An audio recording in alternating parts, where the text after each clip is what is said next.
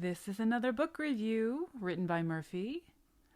I am reviewing When, The Scientific Secrets of Perfect Timing by Daniel Pink.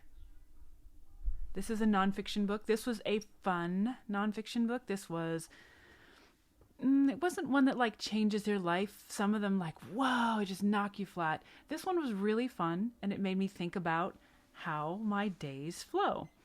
It's when from the like, are you a morning person? How does time affect projects? How does time affect our how we think about what we're doing? It was really fun. It was, there are times when I'm reading a book, or I should say when I'm selecting a book, and I know this is going to keep me up all night. If I'm reading like a super exciting book and I know this one's like sometimes a Brandon Sanderson sci-fi book, well, I know if I pick that one up, I'm not going to stop reading it. And therefore, I won't pick it up. This one is not the keep you up all night. This one is a companion. This would be a great book to just, hang with.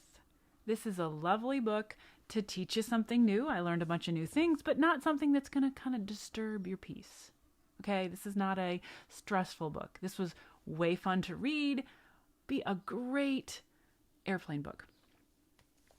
So it talks about, studies, scientific studies like, let's study how people treat the beginning, ends, and middles. And they talked about lighting candles for Hanukkah.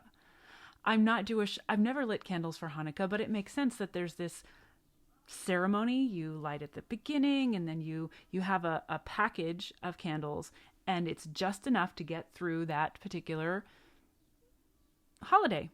If you use all of them, it's just enough to properly do it all. Well, the thing is, it's 8 days, and it's a lot of candles, and people are like, nah. Well, they do it at the beginning, and then they kind of like fall off, and then they get back in, and they do it at the end, yeah? And this is interesting. They could tell like how many candles are left over in people's houses at the end of Hanukkah. It lets them know. They use this as an example of what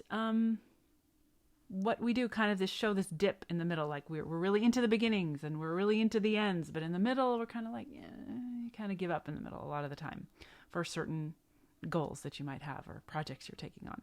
This is interesting to know. There are cycles that he described something which this one really did change my life, changed my day when I was reading it. There is a dip in the middle of the day, like in the afternoon. Yeah, you're going to get tired. I'm like, if I plan on, previously I had set up my day so that I would do, certain things, and then I'd kind of save the middle, because the morning you feel like you have to keep track of all the things that have come in the middle of the night and over the night. And then I'm like, okay, then I'll be able to concentrate in the afternoon. Every afternoon I was really sleepy. It turns out that's normal. I'm like, so I should save what I can, sort of the boring thing that don't require hard thinking, for the afternoon. I'm like, that changes everything. Let me do, save the kind of mindless stuff for the afternoon. This was useful.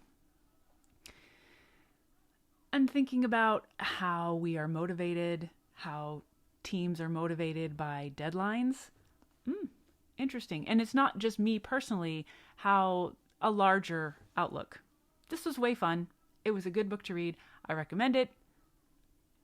And now I've experienced Daniel Pink. He writes some. I might read some more of his stuff again if I want just a calm, interesting companion book.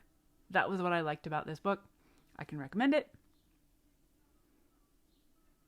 What do you think? Were you excited? I could see maybe this would be really a big deal to some people. To me, it was, it was like a solid 6, but some people might feel like this is life-changing.